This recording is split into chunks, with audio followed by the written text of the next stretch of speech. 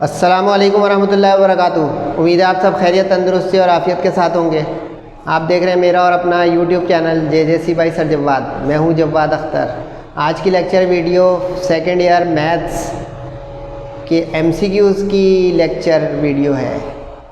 कुछ स्टूडेंट्स की फरमाइश थी कि सर MCQs भी समझा दें थोड़ा, तो शुरू करते हैं। बिस्मिल्लाहिर्रहमानिर्रहीम। Second year maths new book जो हमारी आई है उसकी MCQs हैं। चैप्टर 7 है। चैप्टर 7 का नाम है स्ट्रेट लाइन एनालिटिकल ज्योमेट्री। इंशाल्लाह मैं आपको चैप्टर बाय चैप्टर जो MCQs करवाऊँगा। सब्जेक्टिव क्वेश्चन तो मैं करवा ही रहा हूँ आपको। अच्छा, 1 से 2 मिनट हर MCQs में लग सकता है क्योंकि थोड़ा मैं समझाता हूँ, आपको पता है। तो ज़रा पेन और रजिस्टर पकड़ लीजिएगा ताकि आपको आसानी हो। पहले MCQs में लिखा है the slope of the line that passes through, 2 point दिए हुए और उसका स्लोप मालूम करने कह रहा है, स्लोप, और 2 पॉइंट्स दिए हुए। अब जो मैं आपको बताता जाऊँ संभालते हैं। वैसे चैप्टर नंबर 7 हो भी चुका है। किसी लाइन का स्लोप निकालने का एक फॉर्मूला होता है पॉइंट्स की मदद से, difference of ordinates upon difference of abscissa, यानी y का डिफरेंस और x का डिफरेंस। अब इसको यूँ समझेंगे, ये x1 है, ये y1 है पहला पॉइंट, ये x2 है, ये y2 है दूसरा पॉइंट। तो 6 माइनस माइनस प्लस हो गया तो 6 + 4, 7 माइनस माइनस प्लस हो गया तो 7 + 3, तो ये हो गया 10/10, 1 आ गया। ऑप्शन ढूंढिए 1। तो आपके सामने ऑप्शन 1 उधर ही लिखा हुआ है, डी ऑप्शन आ गया। Warm up exercise, warm up example दी है। पहली MCQs हल्की थी। A line with a slope of 1/2। अब एक लाइन है, उसका स्लोप आपको दिया हुआ है, इसमें स्लोप पूछ रहे थे, इसमें दिया हुआ है, और आगे कह रहे हैं y इंटरसेप्ट 7। अब एक फॉर्म होती थी इक्वेशन की, उसको कहते थे gradient form, y = mx + c। इसको ग्रेडियंट फॉर्म या स्लोप इंटरसेप्ट फॉर्म कहा जाता है। सही है जनाब।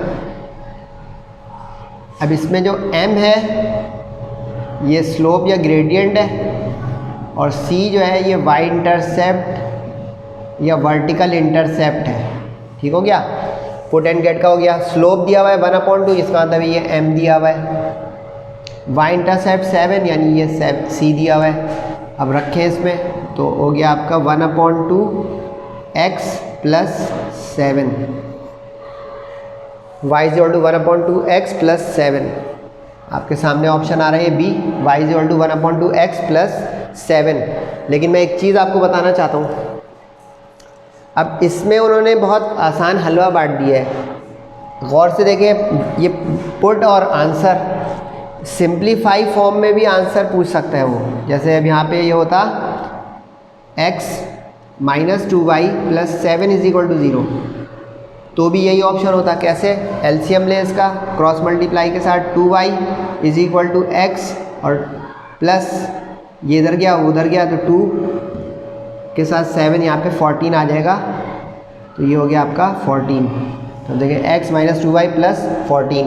तो ये भी समझिएगा हो गया कि ज़रूरी नहीं है कि वो सिर्फ जस्ट पुट एंड गेट करके आपसे ऑप्शन मांगे, सिंप्लीफाइड वर्जन भी हो सकता है, तो इसकी भी प्रैक्टिस कीजिएगा। सही है जी। तो ये हो गया आपका 2 MCQs।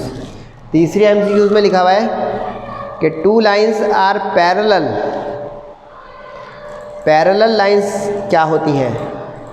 पैरेलल लाइन्स वो होती हैं, मैंने आपको चैप्टर 7 के वक्त में बताया था, जिनके स्लोप्स इक्वल या सेम हो, जिनके स्लोप्स इक्वल या सेम हो, वो कहलाती हैं पैरेलल लाइन्स। ठीक है, यानी ये मंजर कि ये एक लाइन है, ये एक लाइन है, ये लाइन 1 है, ये लाइन 2 है, इसका रिस्पेक्टिव स्लोप m1 और m2 है, तो ये हो गई पैरेलल। पैरेलल जो लाइन्स होती हैं उनका स्लोप इक्वल होता है। थ्योरी है कि slopes are equal if lines are parallel. इसी तरह एक इसका कंट्रास्ट थ्योरी भी है कि अगर 2 लाइन्स परपेंडिकुलर हों, ये दोनों लाइनें परपेंडिकुलर हैं, ये L1 है और ये L2 है, इसका स्लोप m1 है और इसका स्लोप m2 है, तो इसकी थ्योरी कहती है कि slopes are negative reciprocal. Slopes are negative reciprocal, और in other words product of their slopes is equal to -1। अब आ जाए, यानी ये थ्योरी की एमसीक्यूज हो गई कि two lines are said to be parallel if their slopes, क्योंकि स्लोप्स कैसे होंगे, वो पैरेलल हो, इक्वल। यानी आपके सामने ऑप्शन आ गया इक्वल, यानी ए ऑप्शन आ गया इक्वल। समझ गए बात? आगे कह रहे हैं two lines L1 and L2 are said to be perpendicular. Perpendicular, अब ये जो मैंने दो थ्योरी बताई दोनों काम आ गई दोनों सवालों में। समझे कैसे? अब या तो ये फॉर्मेट ढूंढे या ये। अब m1 m2 is equal to -1, यानी प्रोडक्ट ऑफ स्लोप इज -1, इसका मतलब ये ऑप्शन हो गया। प्रोडक्ट इज इक्वल टू 1, ये नहीं, इसका मतलब है एडिटिव इन्वर्स, ये भी नहीं, इसका मतलब है रेसिप्रोकल, ये भी नहीं। यानी वो वर्डिंग में भी दे सकता है ऑप्शन, ये ध्यान रखिएगा। जैसे वो वर्डिंग में they they product of their slopes is equal to -1, तो भी इंग्लिश वही आएगी, product of their slopes, product of their slopes, ये वर्डिंग हुई तो भी आपको आंसर पकड़ना है कि यही ऑप्शन हुआ। समझ गए? यानी वर्डिंग में दे दे, या जैसे आप देखें ऊपर वाले में वर्डिंग है, ऊपर वाले में सिंबल्स में दे दे। समझदार बच्चे माशाल्लाह, सिंबल्स में दे दे तो ये ऑप्शन लेंगे, इक्वल बोल दिया, सेम बोल दिया तो इंग्लिश ले लेंगे। ये चीज़ सिर्फ अपॉन हो तो उसको रेसिप्रोकल कहते हैं, नेगेटिव रेसिप्रोकल नहीं। इसकी इंग्लिश होगी नेगेटिव रेसिप्रोकल, इसकी इंग्लिश बनेगी नेगेटिव रेसिप्रोकल। तो नोट कर रहे हैं तो बहुत अच्छा, फ़ायदा, मज़ेदार लगेगा आपको पढ़ना। सही है जनाब? 4 MCQs हो गई आपकी। आगे बढ़े, नोट कर लिया ना भाई? आगे वो कह रहा है कि the slope of a line that is perpendicular to a vertical line, यानी ऐसी लाइन जो वर्टिकल लाइन पे परपेंडिकुलर हो। अब वर्टिकल लाइन किसको कहते हैं भाई? वर्टिकल लाइन कहते हैं वाई एक्सिस को, वर्टिकल लाइन। यानी अब वर्टिकल लाइन हो गई ये, सही है? इसका मतलब ये हुई हॉरिजॉन्टल लाइन, ये हो गई वर्टिकल, तो ये हो गई हॉरिजॉन्टल। सही है जनाब? अब वर्टिकल जो लाइन होती है वो होती है यानी वाई एक्सिस, ठीक है, और हॉरिजॉन्टल लाइन जो होती है इसका मतलब है वो एक्स एक्सिस, ठीक है यहाँ तक। अब उसने कहा a line perpendicular to vertical. अब वर्टिकल पे जो परपेंडिकुलर होगी वो तो एक्स के पैरेलल हो जाएगी। समझे कहानी? जो वाई पे परपेंडिकुलर होगी ऐसे, वो एक्स पे पैरेलल हो जाएगी। अब बन गया सवाल आसान, किस तरह थ्योरी समझे और करें फारिग। जो एक्स एक्सिस या हॉरिजॉन्टल लाइन होती है उसका स्लोप होता है 0। कैसे? क्योंकि स्लोप निकलता है इंक्लिनेशन से। इंक्लिनेशन का मतलब वो एंगल जो एक्स एक्सिस के साथ बने, इसका एंगल 0 है। एक्स एक्सिस का एंगल अपने साथ क्या एंगल होगा? 0 होगा। तो देखें 0। इस तरह वर्टिकल लाइन का कभी खुद स्लोप पूछ ले तो वर्टिकल लाइन का एंगल हो गया 90, यानी π/2। अब 90 या π/2 का आप टेंजेंट निकालें तो ये हो जाएगा इन्फिनिटी, यानी अनडिफाइंड। अब क्या मतलब हुआ कि हमारा जो सवाल है उसका जवाब तो आ गया है, लेकिन 2 सवाल और बन गए इस सवाल में से। सवाल तो ये था ना कि perpendicular to a vertical line, तो ये वाला हमारा m = 0 ढूंढे ऑप्शन में। कहाँ गया भाई ऑप्शन? ये रहा, m = 0 आ गया। लेकिन 2 क्वेश्चन और रीफ्रेश करें आप। कैसे?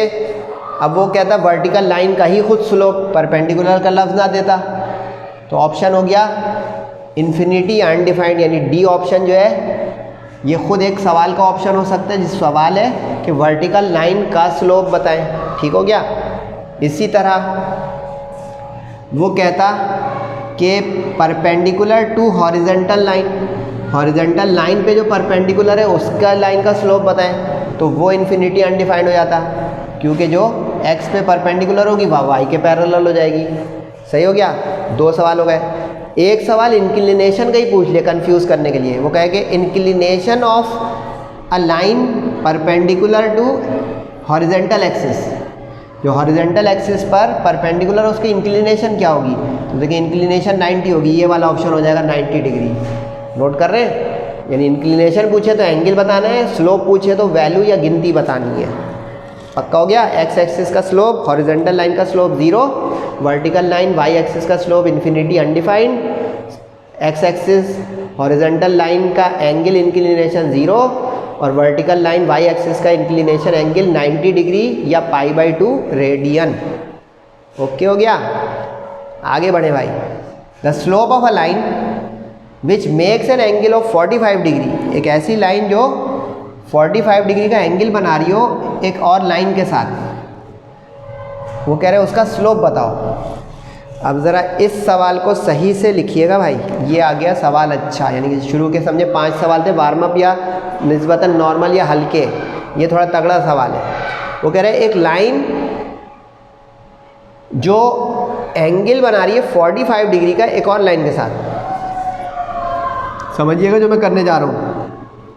एक लाइन जो एक और लाइन के साथ 45 डिग्री का एंगल बना रही है विद द लाइन। तो विद द लाइन का मतलब है जो लाइन बाद में आ गई वो विद हो गई, तो ये विद हो गई, ठीक है। अब इसकी इक्वेशन आपको दी हुई है उसने 3x minus y is equal to -5। इसका मतलब इसका स्लोप पूछ रहा है। इंग्लिश समझे। Find the slope of a line which makes an angle of 45 degree with the line. ठीक, यहाँ तक सही। अब इसमें एक फॉर्मूला लगेगा जिसका हमारा नाम था angle formula. Tangent theta is equal to जिस लाइन पे एंगल टर्मिनेट हो रहा होता है ये वाली। अब ये जैसे हमारी लाइन सेकंड लाइन है तो इसका स्लोप आ जाएगा m2, और ये हमारी लाइन पहली है फर्स्ट लाइन है तो इसका स्लोप हो जाएगा m1। तो terminal side minus initial side, तो ये हो गया m2 minus m1 upon 1 plus m1 m2। ठीक है। अब रखें और खेलें। 45 डिग्री यहाँ रखा आपने m2 की जगह। अच्छा ये चीज़ आई ना। लाइन दियो तो स्लोप कैसे निकलता है, लाइन दियो तो स्लोप ऐसे निकलता है minus coefficient of x upon coefficient of y। Chapter number 7 का लेक्चर भी जाके देखिए जो मैंने आपको पूरा डिलीवर किया हुआ है। यानी -a अपॉन b, यानी जो x के साथ लिखा होता है ये a होता है, y के साथ जो है यहाँ पे अब -1 जो लिखा है वो b हो गया, और कांस्टेंट की जरूरत नहीं है वरना वो इधर इज इक्वल टू के 0 के इधर आके c हो जाएगा। तो -a का मतलब -3 और माइनस खुद है b तो अपॉन में -1, तो ये हो गया 3। यानी अब यहाँ पे पुट करना होगा आपको m2 की जगह पे 3। अब 3 minus m1 upon 1 plus 3m1। ठीक, टेंजेंट 45 1 होता है तो क्रॉस भी कर दें, MCQs कर रहे हैं, रब जल्दी जल्दी करें। 1 plus 3m1 is equal to 3 minus m1। 3 plus 1 कितना हो गया 4m1, और 3 माइनस 1 कितना हो गया 2। 2 अपॉन 4 जाके हो गया ये 1 अपॉन 2। ढूंढे ऑप्शन में 1 अपॉन 2, ये रहा। कुछ समझ में आ रहा है या लग रहा है सर वक्त ज़ाया कर रहे हैं? समझने की ये चीज़ें कि विद द लाइन, तो बाद वाली लाइन जो हो गई उसका स्लोप निकालना पड़ेगा हमें minus coefficient of x upon coefficient of y। यानी कुछ समझ रहे हैं? जो अभी y2 माइनस y1 वाला फॉर्मूला लिखा था पहली MCQs में, वो पॉइंट होने की सूरत में है, और ये वाला जो फॉर्मूला है minus coefficient of x upon y वाला, ये लाइन होने की सूरत में है। समझे बात? तो ये जो है एहतियात है, बाकी तो आप लोग समझदार हैं। आगे कह रहा है the point on the line which is equi distant from 1 2 and 3 4। एक लाइन है, कह रहा है उसके ऊपर एक पॉइंट ऐसा बताओ जो इन दोनों पॉइंट से इक्वी डिस्टेंट हो, इन दोनों पे इक्वी डिस्टेंट हो। सही है। अब इसके दो तरीके हैं इस तरह के MCQs को करने के। ये भी ज़रा अच्छी MCQs है। इस तरह के MCQs करने के दो तरीके हैं। एक तरीका तो ये कि उसने कहा पॉइंट ऑन द लाइन, यानी वो पॉइंट जो है वो इस लाइन पर है। सही है। तो इसका आसान तरीका तो ये होता है कि अगर उस पॉइंट को हम इस लाइन में x y की जगह पुट कर दें तो वो सेटिस्फाई कर दे इक्वेशन। इक्वेशन को same is equal to same ले आए। अब जैसे चेक करें -2 यहाँ रखें, 2 -2 और 2 रखें तो -3 2। देखें क्या हुआ, ये हो गया -4 -6 यानी -10 आ गया जो कि 5 के बराबर नहीं है। तो इसका मतलब है ये वाला ऑप्शन नहीं हुआ। ठीक, अब यही काम करें, जल्दी जल्दी खेलें। 4 1 यहाँ रखें तो 2 4 ज़ा 8 -3 1 ज़ा 3 तो 8 -3 से 5 आता है। अभी इस पर टिक नहीं लगा रहा हूँ, रोक रहा हूँ कि क्या पता कोई और पॉइंट भी ऐसा हो गया तो फिर मसला आएगा। 4 1, ठीक है, 4 1 से सेटिस्फाई हो गया क्योंकि x की जगह 4 रखा और y की जगह 1 तो 4 2 ज़ा 8 -3 1 ज़ा 3 8 -3 इज़ 5 सेटिस्फाई हो रहा है 5 इज इक्वल टू 5। समझ रहे हैं ना बात। एहतियात जल्दी जल्दी देखें। 1 2 1 ज़ा 2 माइनस माइनस प्लस तो 2 + 3 फंस गया ना मामला। नहीं समझ में आ रही बात। देखे ना 2 1 ज़ा 2 -3 × -1 तो ये हो गया 2 + 3 5। इससे भी सेटिस्फाई हो गया। ये क्या बात हुई, अभी तो 50-50 का मामला आ गया। कुछ समझे, यानी सर की बात सीख रहे हैं कि सर टीचर है तो देखो टिक लगाया था फॉर्म में, अरे इससे तो सेटिस्फाई हो गया। तो अब इसका एक कंफर्मेशन टेस्ट होगा। कंफर्मेशन टेस्ट होगा आपका रफ जल्दी से ग्राफ बना के, जल्दी से रफ पे ग्राफ बना के 1 मिनट लगेगा।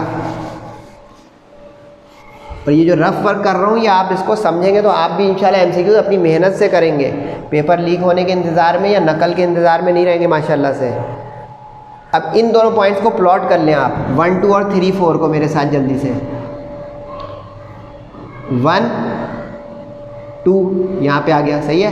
3 4 3 4 3 4 यहाँ पे आ गया, सही है। ये दोनों पॉइंट आ गए। अब इन दोनों में 50-50 था ना, 4 1 और 1 -1 में। अच्छा, ये वाला काम अगर आप करेंगे तो फिर सेटिस्फाई ना करें, डायरेक्ट प्लॉट करके फारिग कर दें। अब जैसे 4 1 को प्लॉट करें, कहाँ पे आ रहा है 4 1 यहाँ पे आ रहा है, सही याद रखिएगा। ये 4 1 है, ये हमारा गिवन वाले दोनों पॉइंट हैं। अब 1 -1 में टकराव था ना कि ये भी आ गया था ये भी आ गया था। 1 -1 मैं पहुँच गया, आप पहुँचे नहीं। उसने कहा था इक्वी डिस्टेंट। इक्वी डिस्टेंट वो होता है जो इक्वल डिस्टेंस पर हो, बराबर फासले पर हो। तो पहुंच गए ना। नहीं, ये देखें, यहाँ से ये, यहाँ से ये, यहाँ से ये एक इक्विलेटरल ट्रायंगल बना, यानी कि ये वाला ऑप्शन हुआ, ये नहीं हुआ। क्यों नहीं हुआ ये वाला? यहाँ से ये करीब है, यहाँ से ये दूर है, दूर करीब। अब आप ये सारे देख सकते हैं। -2 2 -2 2 यहाँ पे आ रहे हैं, क्या हो गया? दूर हो गया। इस वाले से करीब, उस वाले से दूर। समझ रहे हैं बात? इस 4 6 ऊपर चला जाएगा, इस वाले से करीब हो जाएगा, इस वाले से दूर हो जाएगा। गेम समझ में आई? तो ये आपके ऊपर हो गया कि इस तरह के जो भी MCQs हैं आप एडजस्ट करें, या तो रफ ड्रॉ करके या सेटिस्फाई करके। सेटिस्फाई में अगर 50-50 का चांस आ जाए तो ड्रॉ करना ज़रूरी हो जाएगा, वरना एक सेटिस्फाई कर रहा होता तो वही आंसर होता। तो उम्मीद है आप लोग समझ रहे हैं मेरी बातों को। तो इसका ऑप्शन तो लगाएं भाई। ऑप्शन कौन सा हुआ? ऑप्शन हुआ B। ठीक हो गया। इन अ प्लेन, अगर कोई प्लेन हो, प्लेन कहते हैं इस XY प्लेन को, XYZ प्लेन को, 3 या 3 से ज़्यादा पॉइंट्स कोलिनियर कब होंगे? अगर वो कोई स्ट्रेट लाइन बना दें, यानी ये देखो एक पॉइंट है, ये दूसरा है, ये तीसरा है, चौथा है, ये सब कोलिनियर उसी वक्त है जब ये एक स्ट्रेट लाइन बनाए।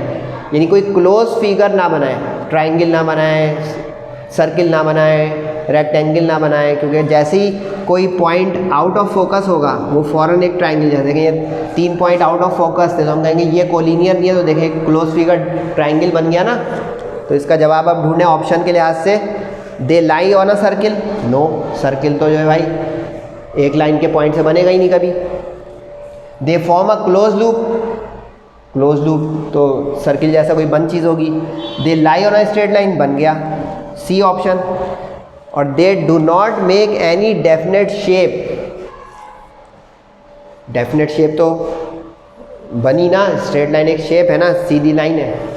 अच्छा, इसी का एक रीमेक लिखे साइड पर कि कोलिनियर पॉइंट्स जो होते हैं वो कोई ट्राइंगल एनक्लोज नहीं करते। तो अगर ऐसा ऑप्शन भी होता तो हम कहते हैं बोथ ऑफ दीज, यानी ये भी लिखा होता they lie on a straight line, यहाँ पे लिखा होता they do not constitute a triangle, और फिर लिखा होता बोथ बी एंड सी। तो बोथ बी एंड सी पे जाना पड़ता, क्योंकि जो पॉइंट एक लाइन में यानी कोलिनियर होते हैं दे do not constitute a triangle, वो एक ट्राइंगल नहीं बना सकते। ट्राइंगल के लिए out of focus non collinear होना ज़रूरी हो जाएगा पॉइंट्स को। समझ गए बात? 2 MCQs रह गई, मेरे साथ हिम्मत कर लें।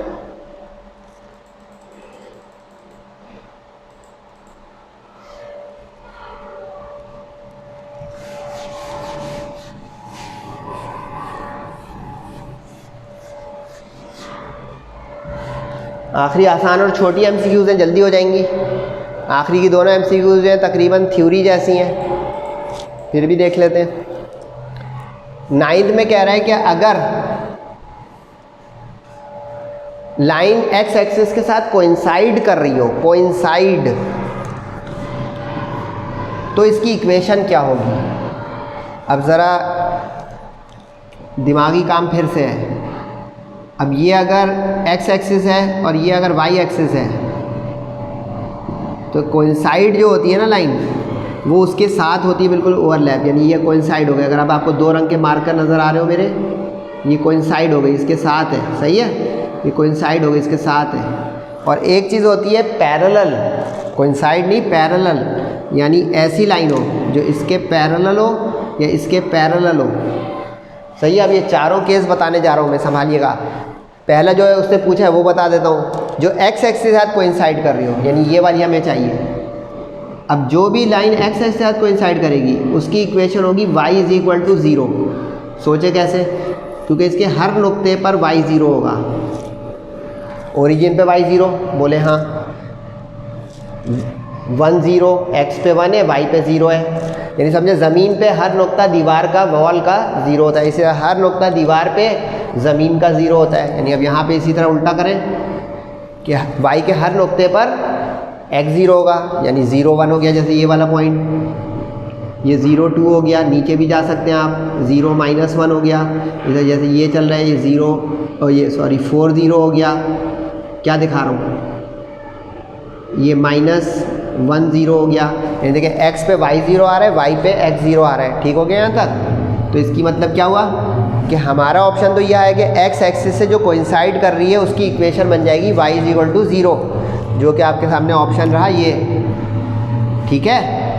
लेकिन अब वो कहता y के साथ कोइंसाइड कर रही है, तो उसका आंसर हुआ x = 0, सही है। लेकिन कभी कहते हैं parallel to x axis, parallel to x axis, तो पैरेलल टू x एक्सिस का होगा y = कांस्टेंट, यानी y = c। सोचें क्यों? क्योंकि इसमें y की कुछ वैल्यू आ गई ना भाई, 1 आ गई, 2 आ गई, 3 आ गई। जैसे यहाँ पे एक पैरेलल बना दूँ, ये देखें y की एक वैल्यू आ गई, y = -3। इधर x के पैरेलल बना दूँ तो देखिए ये x = -1 आ गया। इसी तरह आप राइट पे एक x की बना दें, ये x = 3 आ गया। क्या मतलब हुआ? अगर x को कोइंसाइड करे तो y 0, y को कोइंसाइड करे तो x 0, x के पैरेलल हो तो y कांस्टेंट, 0 नहीं, y = कांस्टेंट, और अगर y के पैरेलल हो जाए तो x = कांस्टेंट, x 0 नहीं। 4 हो गई MCQs पॉसिबल। उम्मीद है कि आप लोग अच्छे बच्चे कुछ समझ गए। जैसे अभी देखो y = ये कांस्टेंट है, b कांस्टेंट, c कांस्टेंट, तो इसका मतलब ये वाला सवाल होता अगर वो कहता पैरेलल टू, यानी यहाँ पे अगर पैरेलल कर दे तो ये देखिए ये वाला ऑप्शन आ गया। मज़ेदार लगी बात? रिस्पांस दीजिएगा कभी। जर्नल इक्वेशन ऑफ लाइन, ऐसी जर्नल इक्वेशन जो स्टैंडर्ड इक्वेशन कहलाती है उसको किस शक्ल का कहते हैं? ये तो थ्योरी आ गई अचानक से। ये देखें, ये स्टैंडर्ड इक्वेशन होती है जिसमें x हो, y हो, c हो, यानी linear equation in 2 variables. Linear equation in 2 variables is the equation of line. बाकी जो है उनका मतलब बता देता हूँ ताकि आपकी छुट्टी हो जाए। ये अभी थोड़ी देर पहले किया था, ये स्लोप इंटरसेप्ट यानी ग्रेडियंट फॉर्म है, सही है जनाब। ये टू इंटरसेप्ट फॉर्म है, जिसमें एक्स और वाई इंटरसेप्ट होते थे। अगर आपको याद आ जाए मेरा चैप्टर 7 पढ़ाया हुआ, ये एक्स इंटरसेप्ट हो जाता था और ये वाई इंटरसेप्ट हो जाता था। ठीक हो गया जनाब। और ये कहलाती थी मशहूर ज़माना पॉइंट स्लोप फॉर्म। ये तो चैप्टर 4 में भी इस्तेमाल होगा जो हमने आपको पढ़ाया है, पॉइंट स्लोप फॉर्म। मतलब क्या हुआ, स्टैंडर्ड इक्वेशन का लफ्ज़ बोलेगा ना तो आपको एक स्टैंडर्ड इक्वेशन, जैसे ये हमने लिखी 2x - 3y + 1 = 0, ये एक स्टैंडर्ड फॉर्म है। अब चाहे वो इससे सॉल्व करके आई, चाहे वो उससे सॉल्व करके आई, चाहे वो उससे सॉल्व करके आई, ये स्टैंडर्डाइज हुई। तो इस बुनियाद पे ये। लेकिन अगर नामों के साथ पूछेगा कि which of the following is two intercept, which of the following is gradient और slope intercept, which of the following is point intercept, sorry point slope form, जिससे एक 2 पॉइंट फॉर्म भी होती थी, तो उसके हिसाब से रिस्पेक्टिव ऑप्शन जाएंगे। उम्मीद है आपको आज का लेक्चर अच्छा लगा होगा, बेनिफिशियल लगा होगा। फीडबैक दीजिएगा। सेहत और ज़िंदगी तो इंशाल्लाह आपसे बहुत जल्द एक नई लेक्चर वीडियो में, चाहे MCQs के साथ चाहे सब्जेक्टिव के साथ इंशाल्लाह मुलाकात होगी। तब तक अपना सबका बहुत ख्याल रखिएगा। अस्सलामु अलैकुम वरहमतुल्लाहि वबरकातुहू।